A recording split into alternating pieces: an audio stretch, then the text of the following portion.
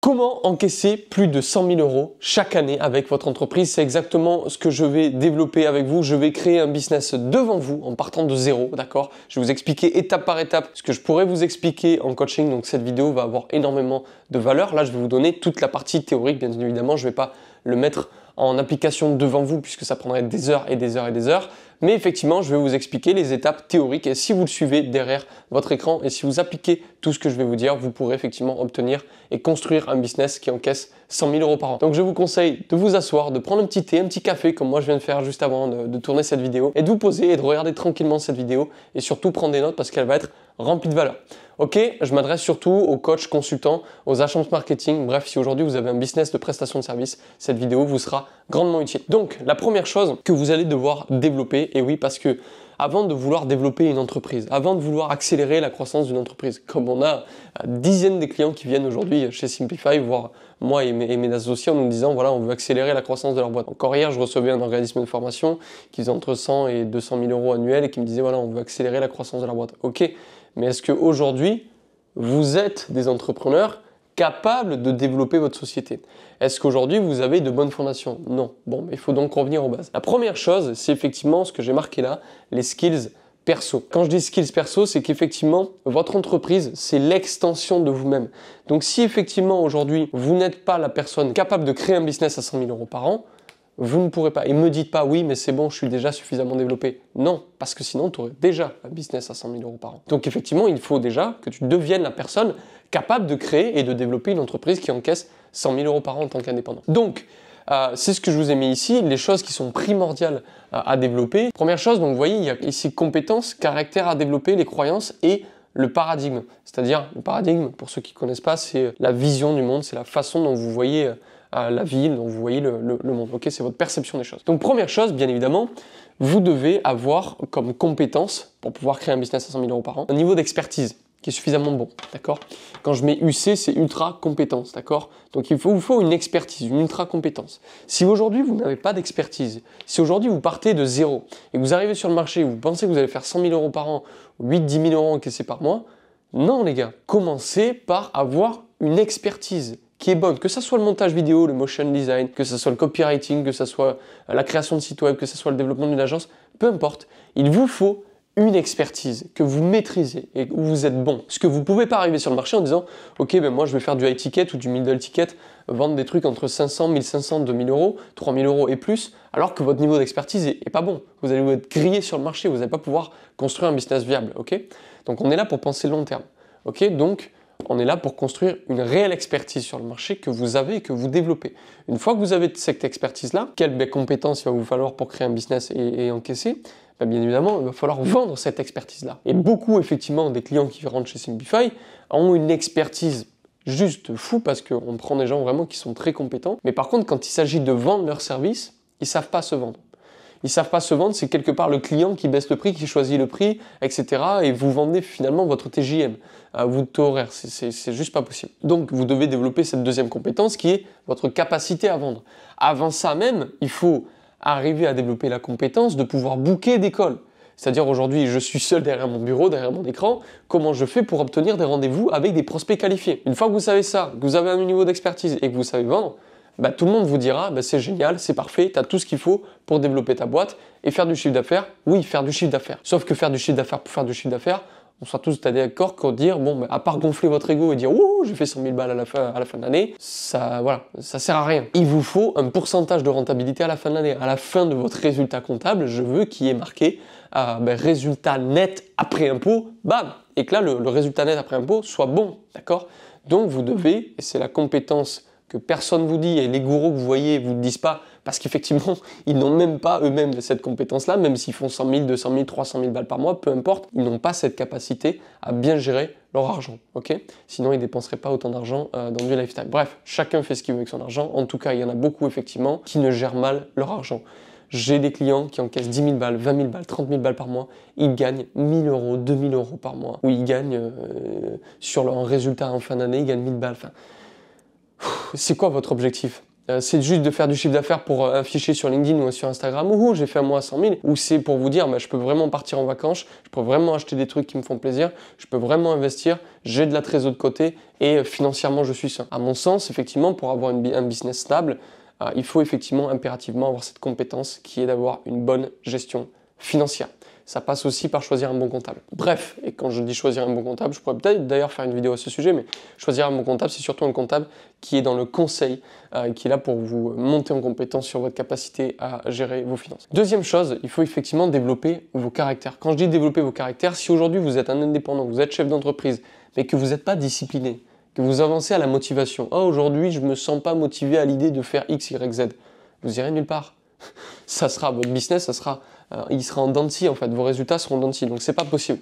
Donc il faut que vous soyez impérativement discipliné. Les meilleurs clients qu'on a aujourd'hui, c'est les clients qui sont coachables, d'accord, qui sont bêtes et méchants, disciplinés et qui avancent. Deuxième chose, il faut effectivement que vous ayez une parfaite maîtrise de vous-même, ok. Et donc forcément, ça vient directement en parallèle avec ce que j'ai marqué dessus, en lien, une bonne gestion émotionnelle. Quand je dis que vous devez bien vous maîtriser, vous devez également avoir une bonne gestion émotionnelle parce que si un jour vous êtes en up, allez, go, go, go, on y va, et si l'autre jour vous êtes en down parce qu'il s'est passé un truc dans votre vie et du coup vous ne pouvez pas avancer votre business, bon, ben, votre business sera en dents de scie.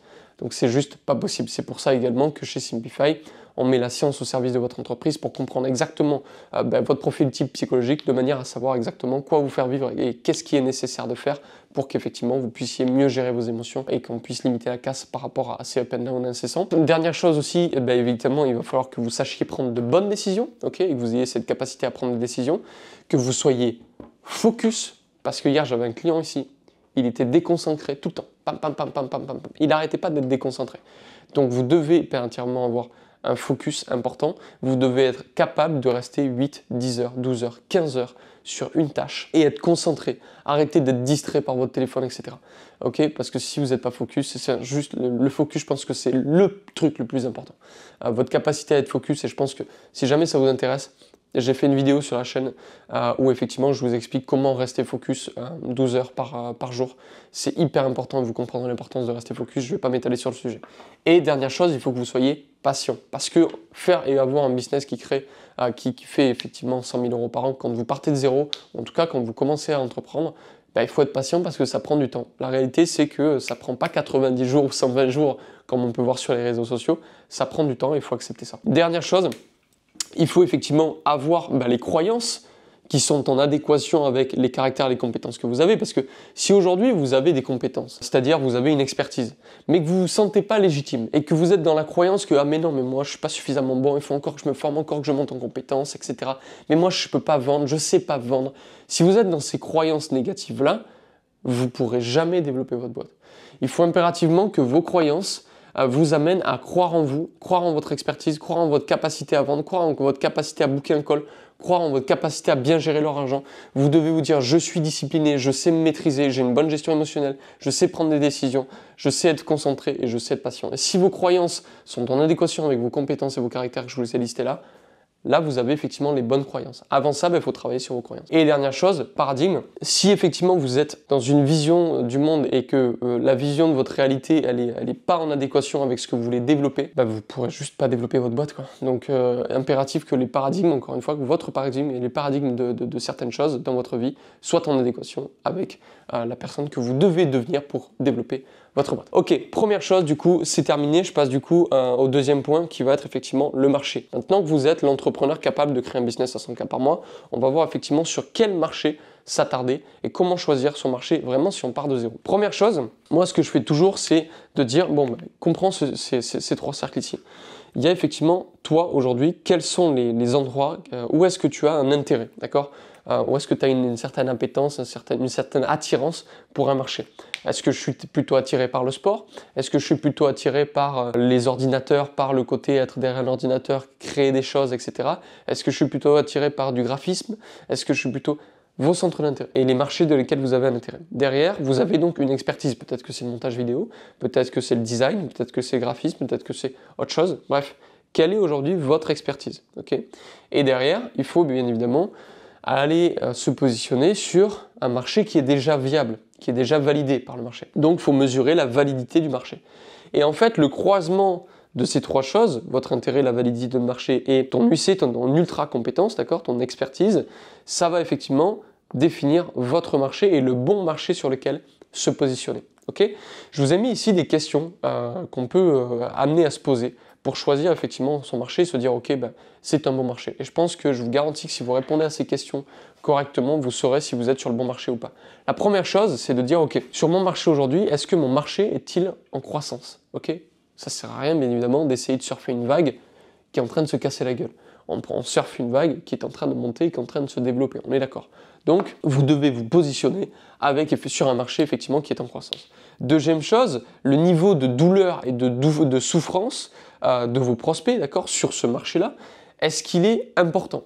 Si vous arrivez sur un marché et que vous répondez à un besoin où les gens en fait ont un niveau de douleur faible et une souffrance qui est égale à 0, ils ne seront pas prêts à payer si vous voulez, ils s'en foutent royalement. Donc le niveau de douleur et de souffrance doit être effectivement important. Troisième chose, est-ce qu'il y a de l'argent sur votre marché? Est-ce que les gens sont prêts à payer? Je vous donne un exemple, c'est un exemple, mais est-ce que demain, si je vous dis de développer une boîte, vous allez voir des gens, des SDF ou des gens qui n'ont pas de moyens? Non, vous n'allez pas voir ces gens-là, parce que si vous faites une association, oui, moi c'est ce que j'ai envie de faire plus tard, d'avoir une association qui aide effectivement des pays sous-développés à pouvoir développer des boîtes. Mais si aujourd'hui je veux développer un business et que je pense argent, et si je vais voir ces gens-là, ils n'auront pas d'argent en échange de mes services. Vous voyez ce que je veux dire? Donc mon marché sera pas valide. Je vais me casser la gueule parce qu'il n'y a pas d'argent sur mon marché. Vous êtes là pour faire du business. Donc forcément, vous devez vous positionner sur un marché avec des gens qui ont de l'argent et du pouvoir d'achat. Forcément, si vous allez voir des clients qui ont de l'argent et qui ont un haut niveau de douleur et de souffrance et que vous leur apportez une solution au problème, ils sont prêts à faire des chèques. Troisième chose, y a-t-il un minimum de concurrence? Ça vous permet directement de vérifier la validité du marché. C'est pareil, moi je vois des milliers de personnes aujourd'hui sur les réseaux sociaux, le dropshipping est mort, le trading est mort, ça c'est mort, ça c'est mort, ça c'est mort. C'est pas mort. Il y a des dizaines et des centaines et des milliers de personnes qui font du business avec ça. Il n'y a pas un business mieux que les autres, il faut arrêter ces conneries. C'est juste, y a-t-il un minimum de concurrence? Est-ce qu'il y a des gens qui vivent du dropshipping? Oui, bon, donc le marché est viable. Est-ce qu'il y a des mecs qui vivent du coaching? Oui, bon, le marché est viable. Pourquoi? Parce qu'il y a des concurrents qui vivent de ça. Donc s'il y a des concurrents qui vivent de ça, vous aussi, vous pouvez prendre votre place sur le marché. Et un marché n'est jamais trop saturé. C'est à vous après de créer la différence sur le marché pour effectivement être encore meilleur et surpasser les autres. Mais ça, c'est pas le sujet de la vidéo. J'ai fait une autre vidéo à ce sujet. Et autre chose, est-ce facile aujourd'hui? Est-ce que c'est facile pour vous de cibler votre avatar sur votre marché? Hier, j'ai discuté avec un prospect qui a une boîte, alors rien à voir, je l'ai orienté vers quelqu'un d'autre parce que ça rentre pas dans notre cible, qui a une boîte qui fait entre 800 000 et 1 million d'euros chaque année, qui est dans les énergies renouvelables. Bon, il a pris rendez-vous avec moi.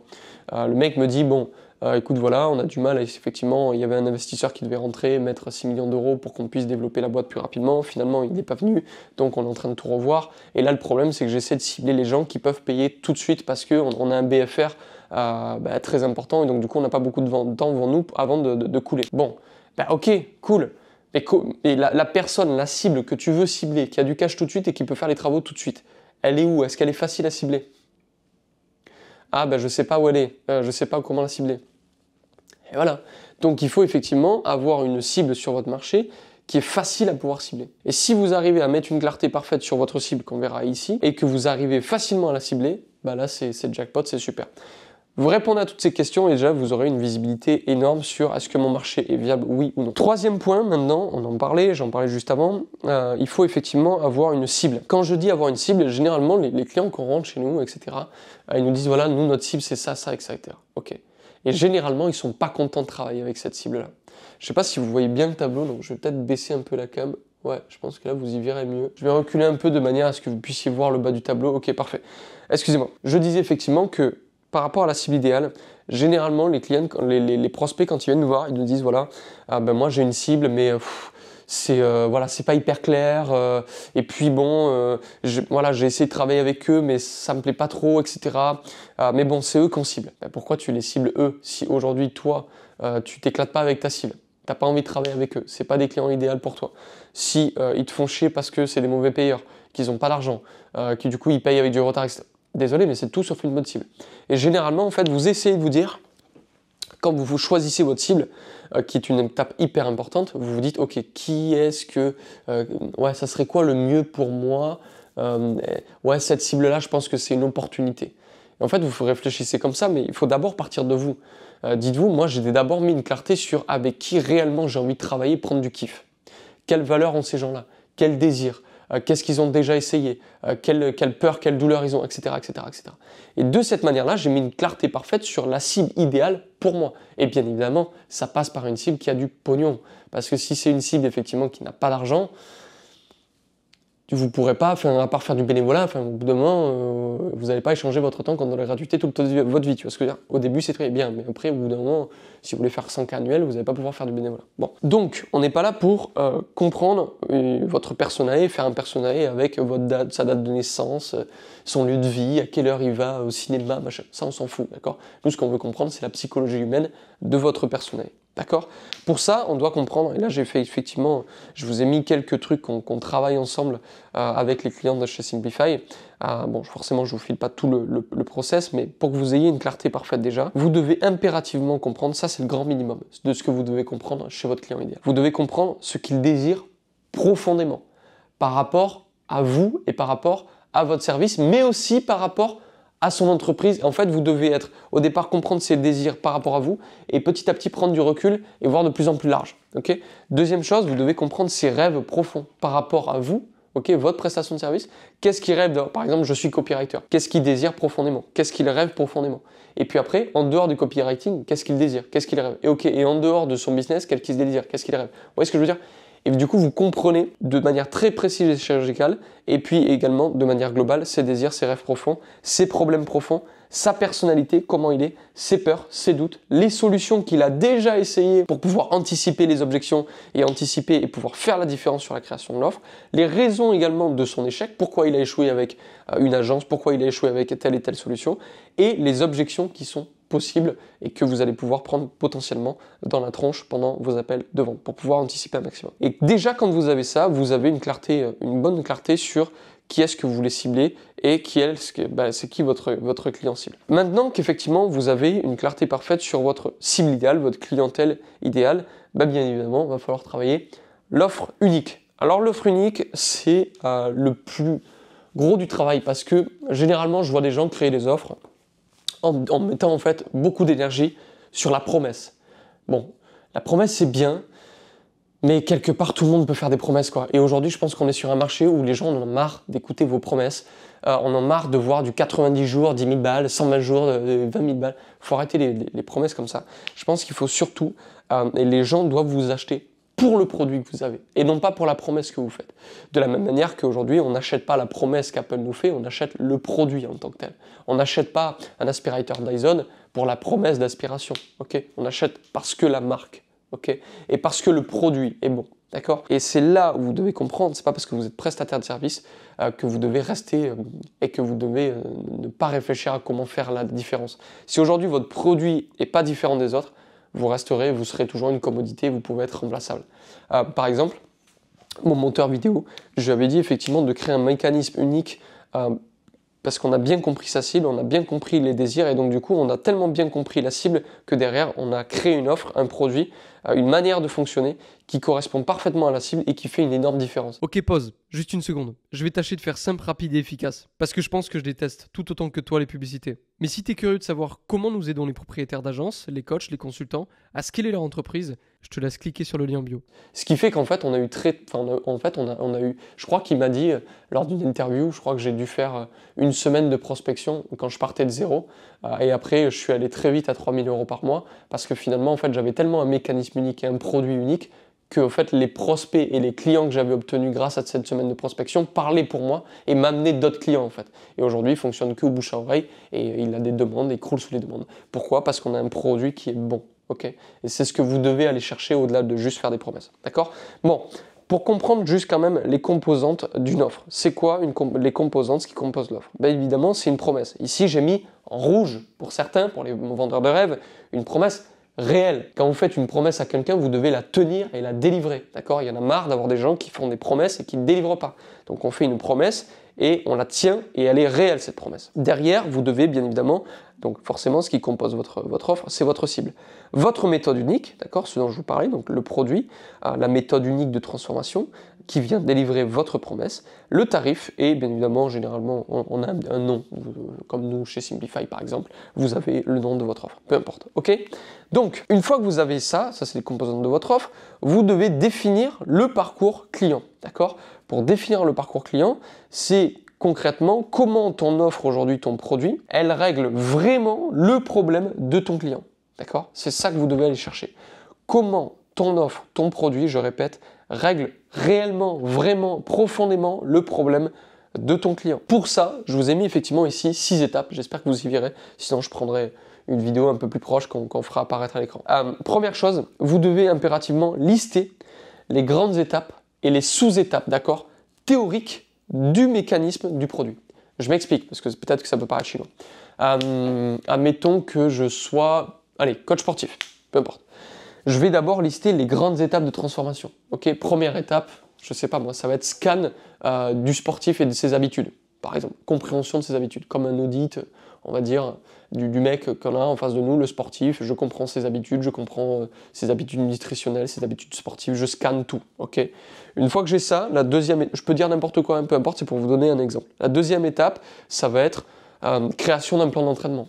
La troisième grande étape, ça va être création d'un plan nutritionnel. La quatrième grande étape, ça va être suivi et optimisation, ok. Là, vous avez les 4 grandes étapes de transformation, ok, de votre produit. Maintenant, qu'on a les grandes étapes théoriques, il va falloir effectivement, forcément, quand je dis création d'un plan d'entraînement, il y a forcément des sous-étapes. Création du plan d'entraînement, par exemple, pour les pecs, pour les biceps, pour les jambes, etc. En tout cas, il y a des sous-étapes, ok. Donc, vous allez venir lister les grandes étapes de transformation, ok, par lesquelles votre prospect va passer théoriquement, et les sous-étapes, c'est-à-dire on va rentrer en profondeur dans les grandes étapes et mettre des sous-étapes, ok, pour comprendre en profondeur ce qui compose votre offre. Ok, comment concrètement vous accompagnez votre client. Et en fait, quelque part, ça sera le programme et le parcours d'accompagnement que vivra votre prospect. Une fois que vous avez listé ça, vous allez vous prendre du recul, regarder du coup les grandes étapes et les sous-étapes et vous dire, ok, par rapport au programme d'accompagnement, là, où est-ce que mon prospect il pourrait rencontrer des problèmes ou est-ce qu'il pourrait bloquer? Ah tiens, peut-être qu'il pourrait bloquer au bout de 3 semaines parce qu'il va manquer de motivation. Parce que ça fait 1 mois qu'il est avec moi, il est donc dans l'euphorie de l'accompagnement, mais là, il commence à bloquer. Ah tiens, il pourrait avoir un problème au niveau des biceps parce que sur tel exercice, il va se demander comment faire. Peut-être qu'il ne le connaît pas, donc il faut qu'il le voit visuellement. Et là, on va venir anticiper tous les blocages et les problèmes que peut vivre effectivement votre prospect, qui sont possibles. Et donc après, la troisième étape, c'est donc qu'on va créer des livrables qui vont venir pallier en fait aux problèmes et aux blocages, d'accord, que votre prospect va vivre, ok, pendant l'accompagnement. C'est-à-dire, ah tiens, là, il va baisser de motivation, donc il faut que je crée un livrable, il faut que je crée quelque chose qui pallie à ce problème-là. Ah tiens, au niveau de l'exercice biceps, j'en sais rien, j'ai une bêtise, il aura un problème par rapport à ça parce qu'il ne pourra pas le voir visuellement, donc il pourra peut-être me poser des questions. J'anticipe ce problème-là, je crée un livrable qui répond aux soucis. Une fois que vous avez anticipé tous les problèmes possibles et les blocages, vous allez donc arriver à la quatrième étape, ça va être de pricer votre offre. Alors nous, minimum chez Simplify, on vous préconise, bien évidemment, ça dépend de votre niveau d'expertise, mais si nous, c'est sous réserve que vous soyez déjà expert, bien évidemment, on vous préconise de minimum chiffrer à 1 500 €, d'accord, hors taxe, votre prix sur votre offre, d'accord, parce qu'en dessous de ça, c'est, voilà, bon, il vaut mieux pricer au minimum 1 500. Derrière, cinquième étape, vous allez forcément apporter un nom qui est globalement qui explique un peu et qui est en adéquation avec votre offre, Simplify, simplification du business. Ok. Bon, e-com pro par exemple, e-com pro de Yomi Denzel, e-commerce professionnel. Bon, c'est parlant. Vous voyez tout ce que je veux dire. Il faut que ça soit parlant. Et dernière chose, résumer l'offre. Une fois que vous avez fait tout ça, vous allez donc avoir un document assez complet et vous allez venir résumer l'offre et en faire un condensé pour pouvoir l'expliquer verbalement à quelqu'un très très simplement. Donc là, c'est effectivement les premières étapes. Je vais effacer le tableau parce qu'il y a pas mal de choses et je vais effectivement refaire les prochaines étapes parce que c'est pas terminé, il reste encore des éléments à faire. Cinquième point qu'on doit voir ensemble, c'est effectivement le fait d'avoir un bon produit. Parce que maintenant que vous êtes l'entrepreneur qu'il faut pour pouvoir développer et créer un business à 100K par mois, maintenant que vous avez validé votre marché, votre cible, votre offre. J'en ai un peu parlé dans l'offre, mais effectivement, il est primordial d'avoir un bon produit, un bon mécanisme, un mécanisme unique.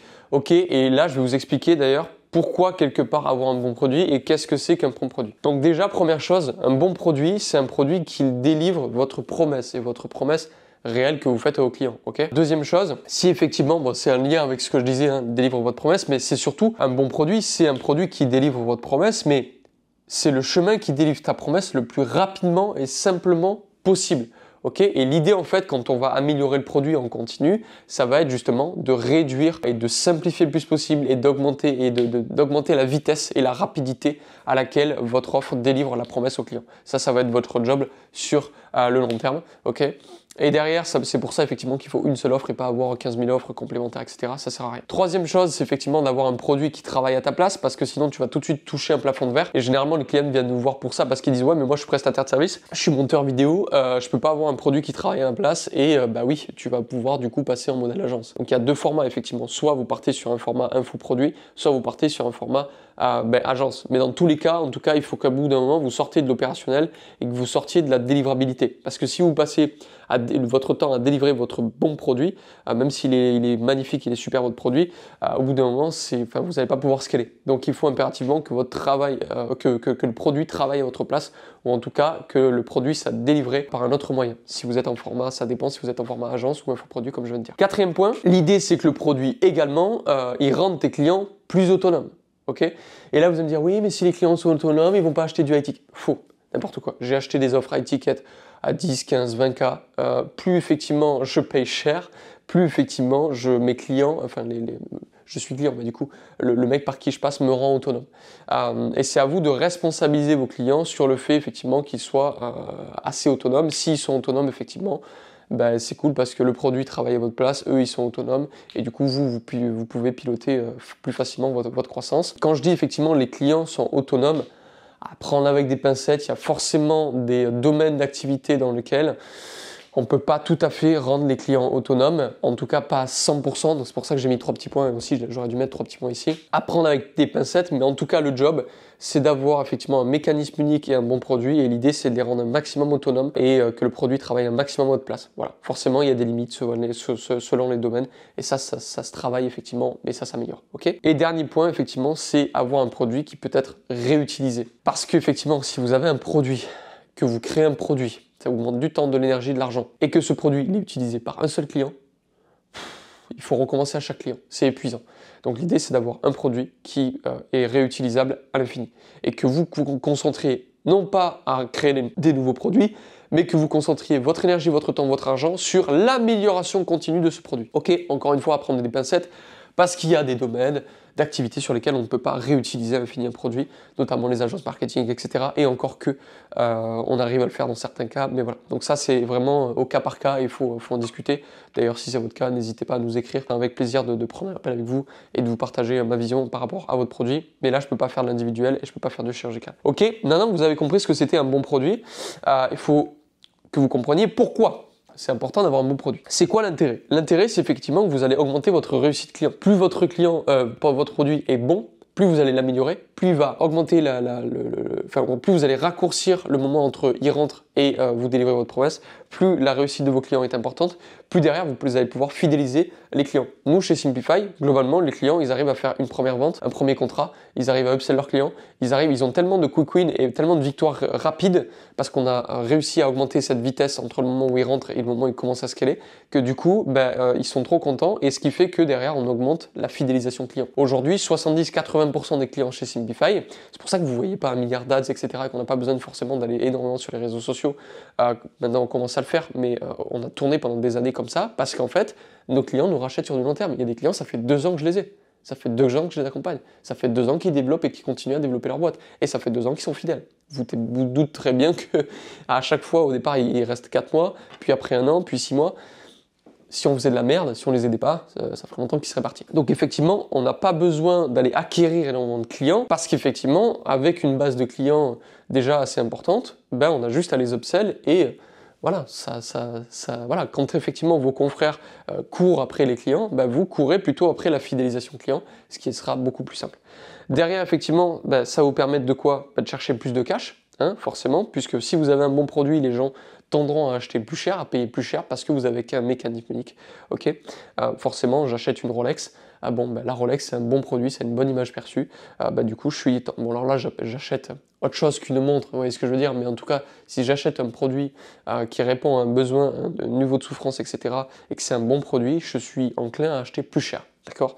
Et donc forcément, vous allez générer plus de cash, alors que finalement, vous allez délivrer la même chose. Troisième chose, c'est effectivement que vous allez avoir plus de possibilités d'amélioration de produit. Pourquoi? Parce que si vous faites rentrer plus de cash dans votre boîte, si votre produit travaille à votre place, etc., si c'est pas énergivore, vous allez donc pouvoir vous concentrer votre temps, votre énergie, votre argent sur l'amélioration continue de celui-ci, de votre produit. C'est pour ça qu'il est important d'avoir un bon produit. Et derrière, effectivement, avoir un bon produit, c'est ici, ça vient en lien avec la fidélisation. Aujourd'hui, les clients nous rapportent des clients. Encore hier soir, Léo, si tu vois cette vidéo, je pense à toi parce que hier soir, tu m'as envoyé un message en disant, tiens, il y a une boîte avec 4 salariés là, ils ont besoin de telle et telle chose, et donc du coup, mise en relation. Et donc ça va activer effectivement la recommandation client, le fait d'avoir un bon produit. Okay, donc ça, c'était le 5e point qui vient en plus, en complément du 4e point sur l'offre. C'était vraiment important de comprendre qu'il faut avoir un bon produit au-delà d'avoir juste une promesse. Okay, donc je ne vais pas m'étaler sur le sujet, j'avais déjà fait une vidéo sur la chaîne sur pourquoi avoir un bon produit, mais en tout cas, c'est hyper important. Ok, maintenant, on va voir le dernier point du coup sur le système d'acquisition. Alors là, je pense que je vais en surprendre certains, mais il n'y a pas de meilleur système d'acquisition.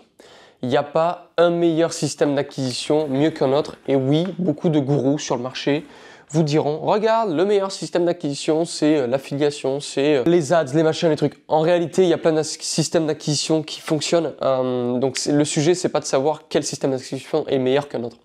Le sujet, c'est de se dire, ok, par rapport à mon business, par rapport à qui je suis en tant qu'entrepreneur, par rapport à mon marché, ma cible, quel système d'acquisition est en adéquation parfaite avec tout ça?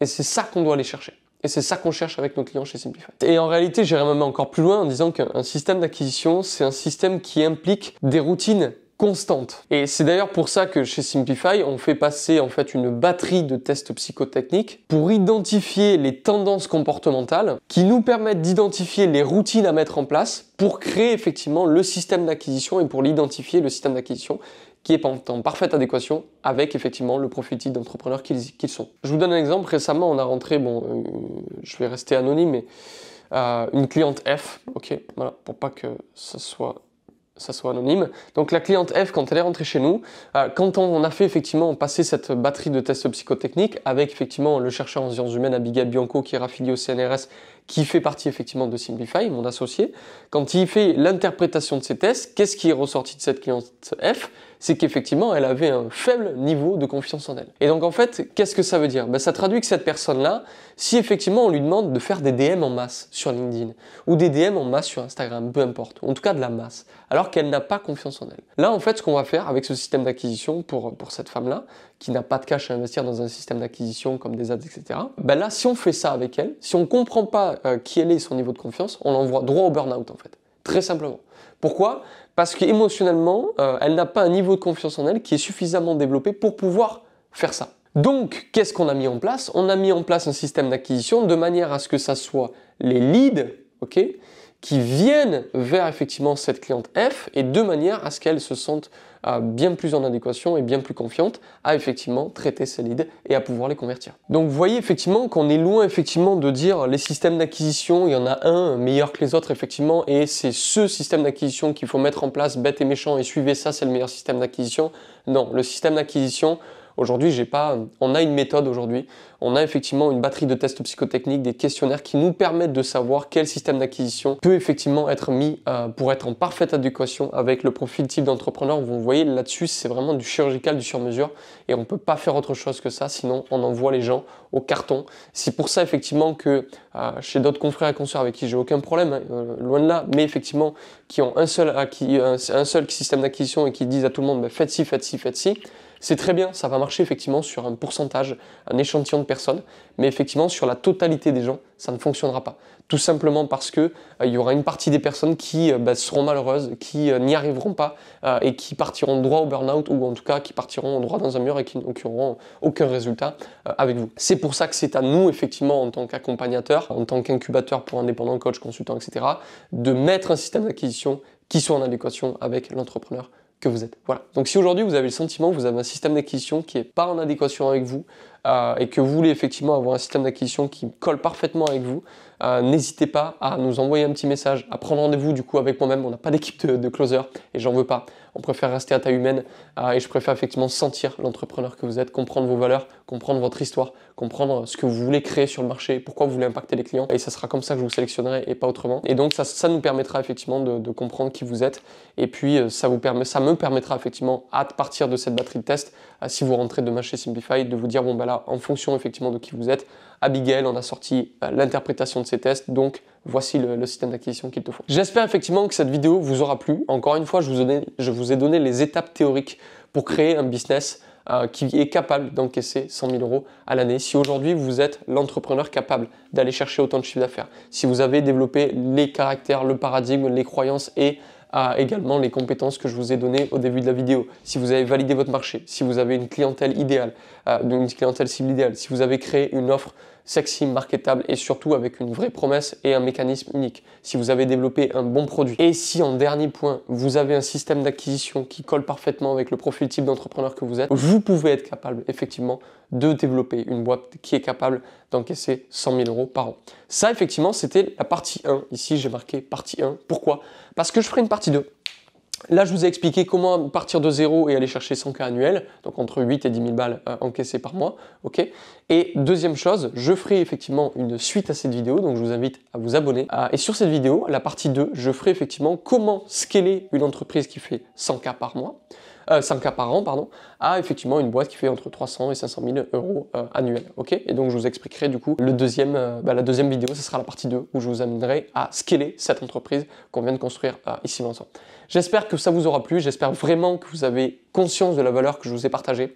L'idée à travers cette chaîne, effectivement, c'est qu'on puisse vous donner énormément de valeur de manière à ce que vous puissiez commencer à scaler sans nous, sans forcément avoir besoin de notre aide. Nous, on n'est pas des formateurs, on ne forme pas les gens, on les accompagne.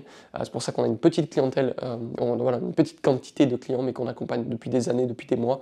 Donc si effectivement vous voulez faire partie de la famille d'entrepreneurs qu'est Simplify et que vous voulez effectivement qu'on vous accompagne à scaler, bon, je ne vais pas faire 15 ans une pub, hein. Vous cliquez sur le lien en dessous de la vidéo et puis vous allez du coup prendre un rendez-vous directement avec moi. Je comprendrai si oui ou non on est en capacité de vous aider par rapport au domaine d'activité dans lequel vous êtes et si voilà au niveau des valeurs ça passe. Et effectivement, en fonction de tout ça, on choisira si on peut bosser ensemble. En tout cas, merci à toutes et à toutes pour votre attention. J'espère que cette vidéo vous aura plu. N'hésitez pas en commentaire à laisser des petits messages en nous demandant voilà, quels sont, en nous faisant part de vos problématiques actuelles, de manière à ce que je puisse créer du coup des vidéos en adéquation avec vos problèmes. Merci à vous et à très bientôt. Ciao, ciao.